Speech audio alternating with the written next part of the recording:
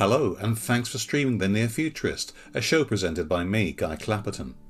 This is a fortnightly look at the technologies that are going to affect our lives in, wait for it, the near future.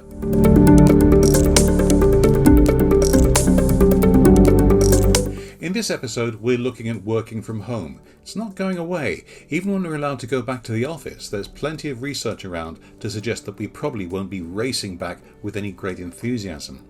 We need the confidence, we need to be sure it's actually worth it for productivity, and in the meantime, we need a really secure and reliable internet connection. And this is where it can all fall down a bit. Now, my guest today has a lot of experience in this. He has a technical engineering background and is a specialist in the topic of networking and security. He's Chief Marketing Officer of Versa Networks, and his name is Mike Wood. Mike, welcome. Hello, Guy. Thank you for having me. You're more than welcome. So tell me a bit about Versa and what you actually do. Absolutely. Versa is the leader in secure SD-WAN and SASE, which is Secure Access Service Edge. And Versa really brings together software-defined wide area networking, complete integrated security. The company also has integrated scalable routing, multi-tenancy analytics, both on premises and in the cloud, to meet these requirements that businesses, organizations, enterprises have for both WAN edge and secure access service edge requirements. And this spans everything from very small businesses to very large enterprises, and even service providers, carriers, telcos, and the like. And this is a service that's available both on premises within your business, but also available via the cloud, much like everything. Many things are available via the cloud now, Guy. Yeah, that used to be a thing. I remember it now. If it's not in the cloud, that's when you start asking the questions. So, I mean, you were very technical early on, and fair enough, it's a technology company, and I know it's not always easy to express, but if I were, a managing director rather than a technical director in a company, what would I need to know about Versa in order to understand what benefits you would actually bring to the party? A lot of applications, services, compute have moved to the cloud for businesses and operations. Many of them have deployed multi-cloud implementations. And what that means, Guy, is that my applications, which maybe 10, 15, 20 years ago were located in 1, 2, or 3 data centers, now they're located in thousands of locations where they're hosted. So the applications are spread around the globe. The other thing that's happened is the consumers of those applications, which are maybe my employees, my contractors, my clients, and my customers, of course, have also been wildly dispersed around the globe. So here you have the people accessing my applications are now everywhere. And the applications I'm accessing now are everywhere. And as an IT manager, my typical network that I've used to connect to all that was very well contained and controlled 15, 20 years ago. Now using that same network means I don't have efficient, secure, and pervasive access to all those people and all those applications.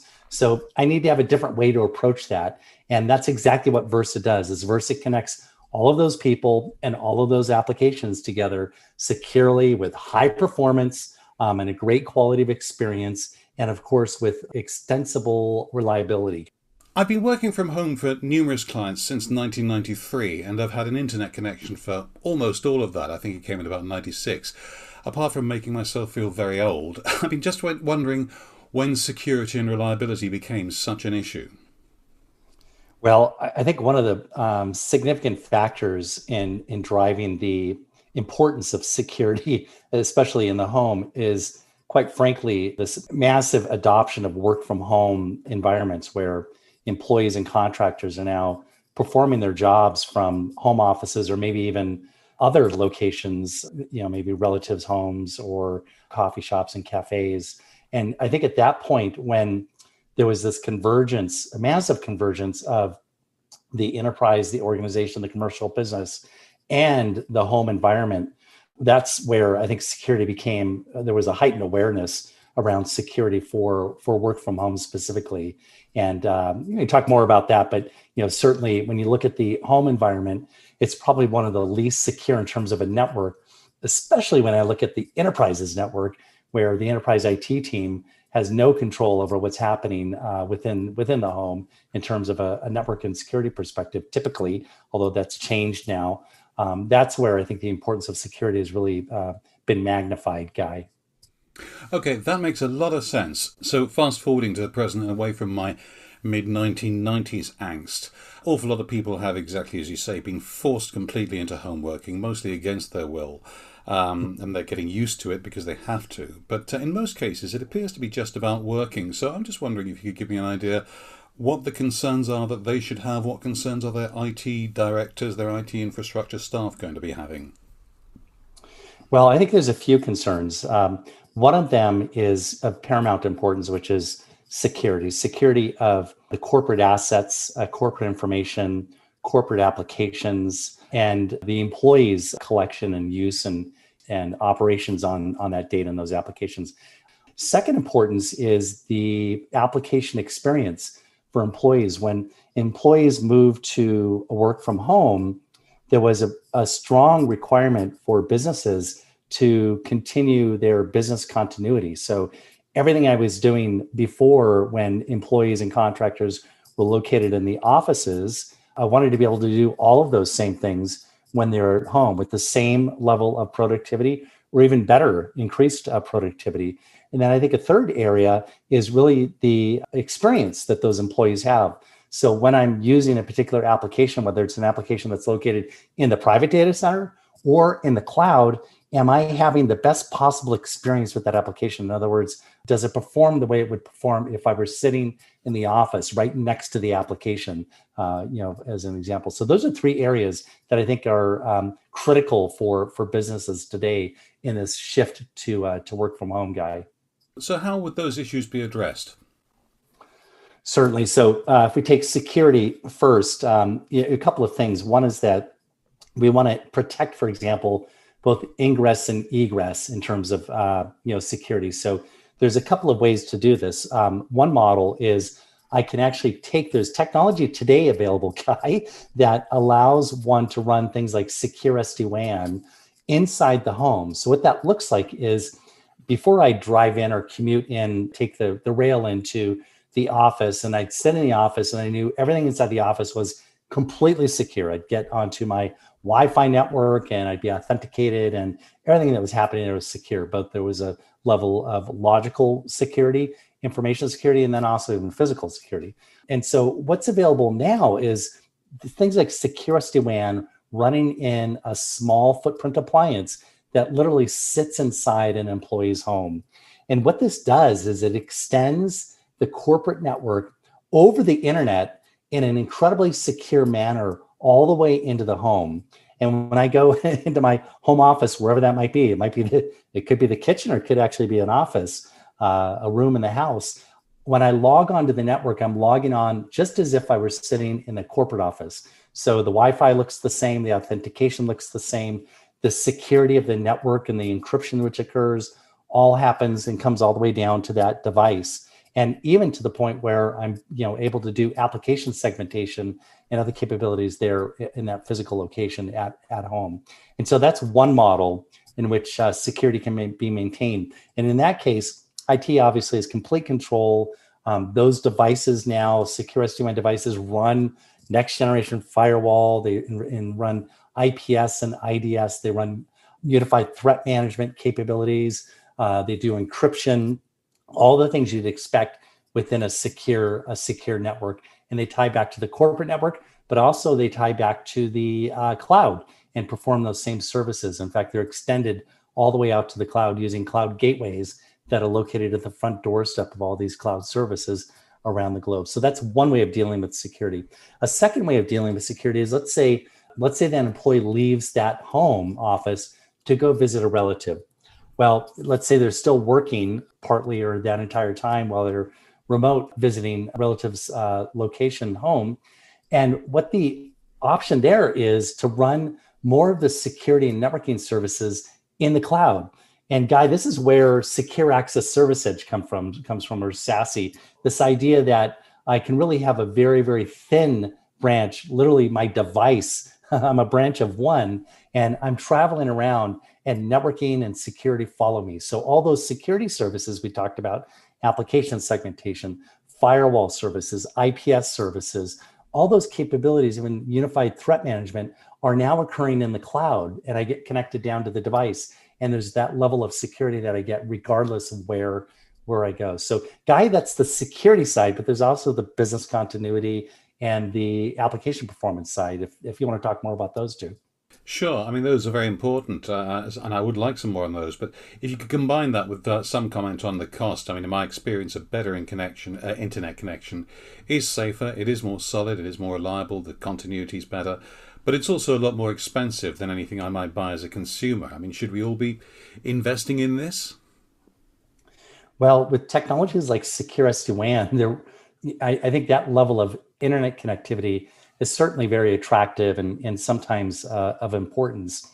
The beautiful aspect with things like secure SD-WAN and SASE is that I no longer need to have that level of connectivity. I don't need to have those type of internet connections. Even MPLS, which is multi-protocol label switching, which is used in business offices, those connections aren't necessarily a requirement either. I can literally begin to rely on consumer grade internet. And Guy, the reason why is because these technologies built into software defined wide area networking have the ability to make the links coming into my home look as though they've got immaculate performance. And the idea here is that we can begin to provide things like packet air loss concealment. We can do packet replication. There's technologies like forward error correction. There are optimization technologies like TCP/IP optimization technologies. So these technologies they mitigate what I call the three horsemen of network impairments. The problems that you run across your internet when you're sitting at home come down to three major things. One is packet loss. The second one is delay. And the third one is jitter, where some of the packets arrive at different times. And those all have different effects. Some affect video more than others. Some affect my email. Some affect my cloud applications more than others. So these technologies like secure SD-WAN can actually mitigate those impairments. I mean, the one thing you really can't entirely get away from is delay. There's just the physics that are involved there. But for delay, I can even actually connect back into the right cloud gateway to be sure when I access cloud applications like Office 365, I'm getting to the right resource there, and I'm applying all these services. So the performance there and the experience looks exceptional.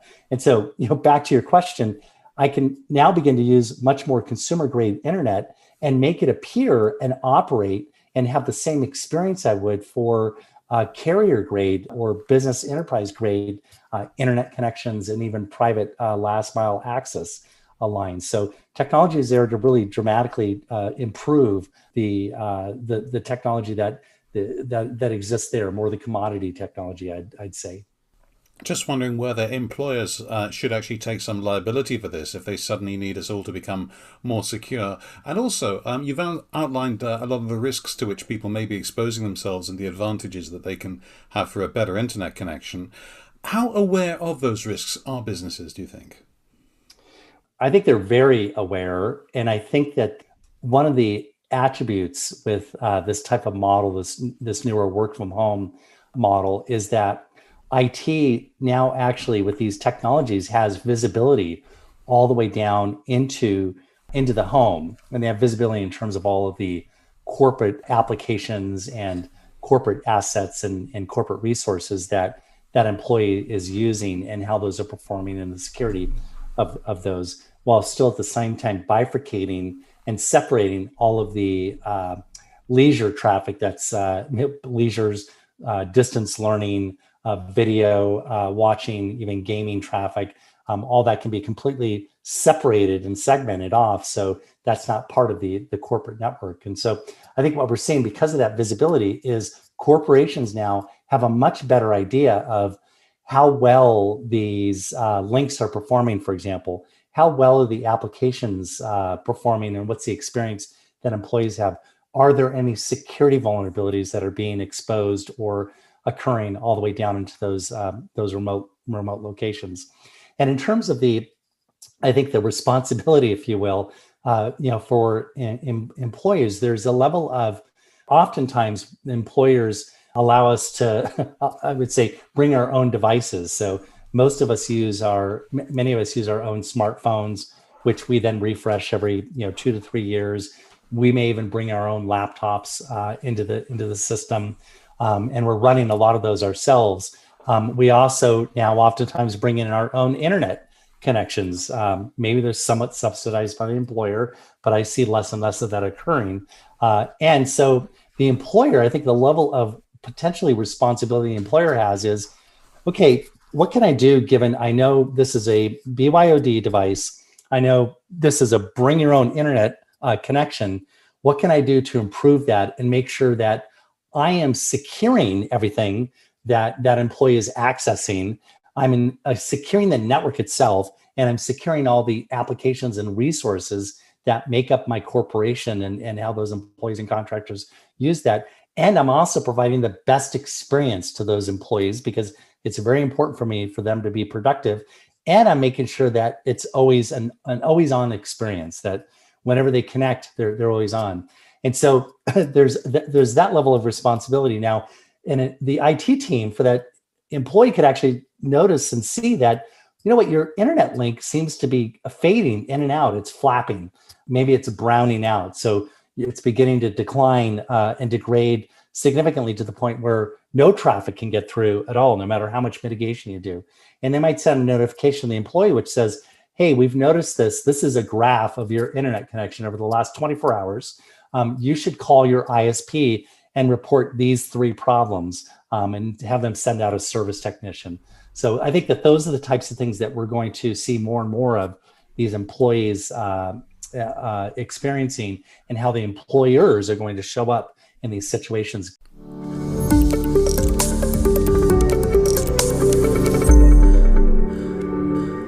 Do you want to sound as confident as my interviewee in this episode? If you talk to the press or other media, are you worried you'll be misquoted, or they'll just publish their story and not yours? Clapperton Media Associates can help with coaching. Drop me a note, guy@clapperton.co.uk, and we'll arrange a time for an exploratory call. Now, back to the podcast.